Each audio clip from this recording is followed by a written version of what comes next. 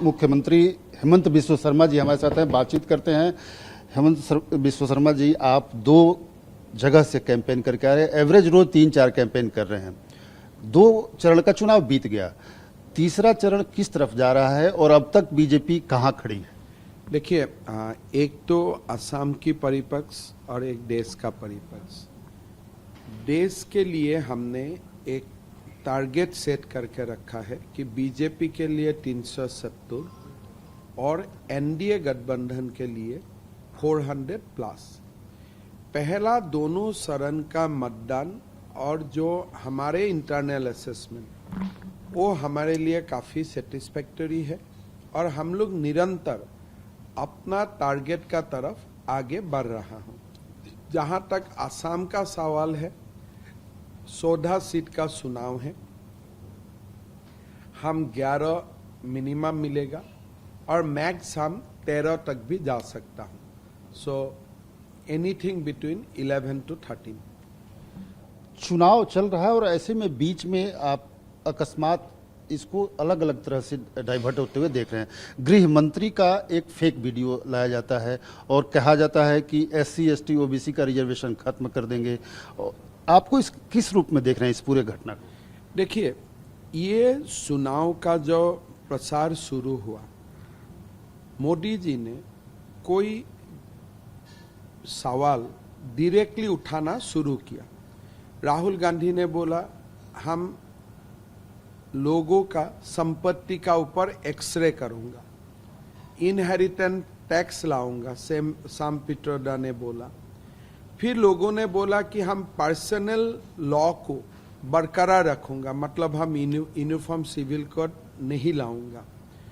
ऐसे तमाम कोई मुद्दा जो कांग्रेस ने अपने मैनिफेस्टो में डाले थे, प्रधानमंत्री जी ने इसको लोगों का सामने लाया।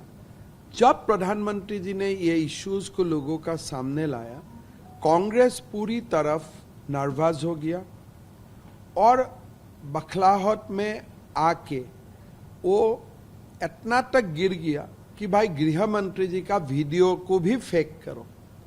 जब से मुद्दा उठना शुरू हुआ, जब से इनहेरिटेंस टैक्स का मुद्दा सामने आया, दूसरा का रिसोर्स का ऊपर मैं एक्सरे करूंगा, ये सारे जब मुद्दे सामने आया, उसका बाद से ही कांग्रेस जो हमारा भाषा में जो एक चुनाव का जो तरीका नहीं होना चाहिए वो तरीका में वो चला गया है। और गृह मंत्री जी का जो वीडियो उन्होंने फेक किया वो एक घृणनीय अपराध है और वो अपराध का सजा उनको मिलना चाहिए। अरेस्टिंग पहले असम में ही हुई है। हम लोगों ने यहाँ में एक शख्स ने ये वीडियो को सर्कुलेट किया था, तो हम उसको गिरफ्तार किया हूँ और उसको इंटरोगेशन में मालूम पड़ेगा भाई उनको वीडियो कहाँ से मिला था, तो एक लिंक एस्टैब्लिश होगा। तो इसलिए असम पुलिस ने उन व्यक्तियों को गिरफ्तार किया है। आप कहते हैं कि कांग्रेस का जो मैनिफेस्टो है इसमें बहुत अपीजमेंट की कोशिश की गई है और आप कहते हैं कि पाकिस्तान के लिए बनाया गया मैनिफेस्टो है। कैसे? आप देखिए, हमारा संविधान सभा में किसने प्रिजाइड किया था? संविधान सभा को डॉक्टर राजेंद्र प्रसाद ने। ड्राफ्टिंग कमेटी का चेयरमैन कौन था? Doctor BR Ambedkar. सभा में कौन थे? नेहरू से लेकर पटेल तक तमाम कांग्रेसियों का वो समय का दिग्गज नेतागण था। उन्होंने संविधान में क्या लिखा कि देश में जब भी अनुकूल वातावरण आएगा आप यूनिफॉर्म सिविल कोड लाइए। ठीक है, कांग्रेस का ये असेसमेंट होगा कि अनुकूल वातावरण नहीं है तो आप UCC मत लाइए। लेकिन आप ये बात क्यों बोला कि हम हर धर्म का पर्सनल लॉ को सम्मान करेगा? मतलब आप संविधान का विरोध करना शुरू कर दिया। संविधान बोला है यूनिफॉर्म सिविल कोड लाओ, आप बोला है हम पर्सनल लॉ को कायम रखूंगा। हिंदू का पर्सनल लॉ तो आप कभी समाप्त कर दिया। अभी देश में किसका पर्सनल लॉ है? मुसलमान का। मुसलमान का पर्सनल लॉ का मतलब क्या है? शरिया कानून। शरिया कानून कहां चलता है? पाकिस्तान में चलता है। तो ये बात तो सीधा आप ही बोल रहा है। यूसीसी क्या सरकार आती है इस बार तो पूरे देश में लागू हो जाएगा आपको वो लगता तो होना ही है। राम मंदिर का था, हो गया, 370 था, हो गया।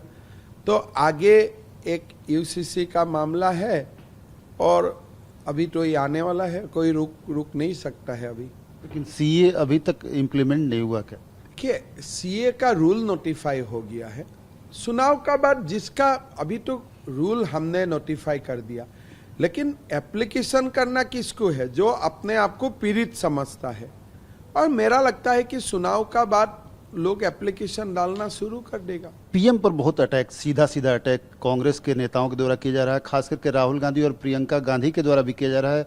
प्रियंका गांधी उनको अंकल ज्ञानी कहती हैं, ज्ञानी अंकल। देखिए, प्रियंका का देश का ऊपर बहुत बड़ा कृपा होगा अगर वो अपना भाई को संभाल सके, और कांग्रेस पार्टी का लोग भी उनको आशीर्वाद करेगा। वो मोदी जी का ऊपर टिप्पणी करने का उनका कोई अधिकार भी नहीं है, और जितना बार वो मोदी जी का नाम लेगा इतना बार हमारा वोट में इजाफा हो जाएगा। लेकिन प्रियंका का एक रोल है कांग्रेस का अंदर, वो रोल है कि भाई अपना भाई को कंट्रोल करो, नहीं तो वो कांग्रेस को क्रिकेट टीम से भी नीचे तक लेके जाएगा।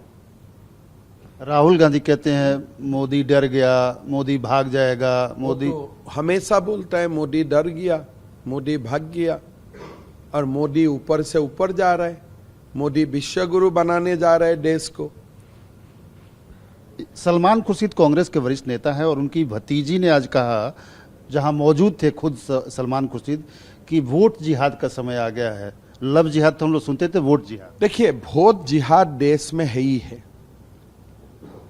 आप देखिए, अगर कोई हिंदू कम्युनिटी में आप वोट देने जाते हो तो उसमें कांग्रेस को भी वोट पड़ता है, उसमें बीजेपी को वोट पड़ता है, लेफ्ट को भी वोट पड़ता है।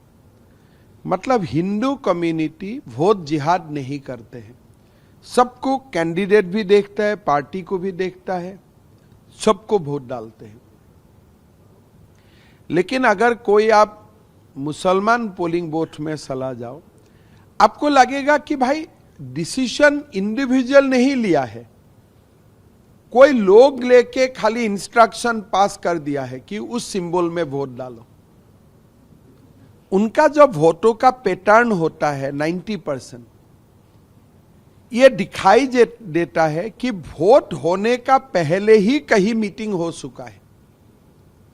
मतलब इंडिविजुअल चॉइस का ऊपर वोट नहीं होता है, कोई कलेक्टिव डिसीजन का ऊपर वोटिंग होता है। लेकिन देश का संविधान बोलता है कि वोट अपना है, वोट अपना विवेक का ऊपर होगा। आपका वोट कोई कलेक्टिव लोग डिसाइड नहीं कर सकता है। सो इसीलिए हम लोग नहीं बोलता हूं, लेकिन एक वोट जिहाद का एक एंगल है। अगर सलमान खुर्शीद ने या उनका भतीजी ने वो सामने लेके आया है, तो मेरा लगता है उस इशू का ऊपर भी डिबेट होना चाहिए। इसलिए वोट कोई पैटर्न का हिसाब से वोट नहीं होना चाहिए। क्या इसीलिए बदरुद्दीन अजमल जैसे लोग कहते हैं कि हम आए सत्ता में तो 750 मदरसे फिर से बना देंगे? 4 जन्म लेना पड़ेगा उनको। असम में दोबारा सरकारी मदरसा खोलने के लिए बदरुद्दीन अजमल हो या जो भी हो, उनको 4 जन्म लेना पड़ेगा।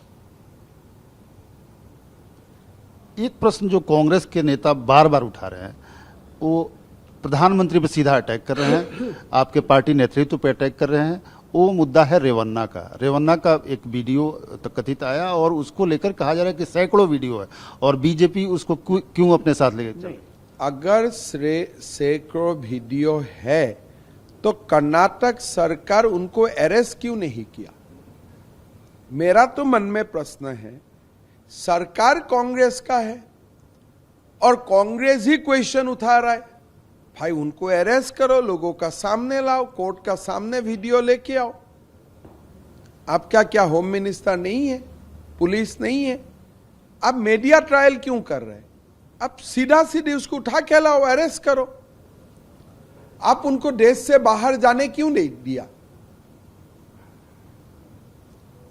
इतना आपका बड़ा सीएम है, इतना बड़ा डिप्टी सीएम है, और लोग बोल रहे हैं वीडियो बहुत दिन से घूम रहा है, तो आप उस वीडियो को अपना पॉकेट में क्यों रखा?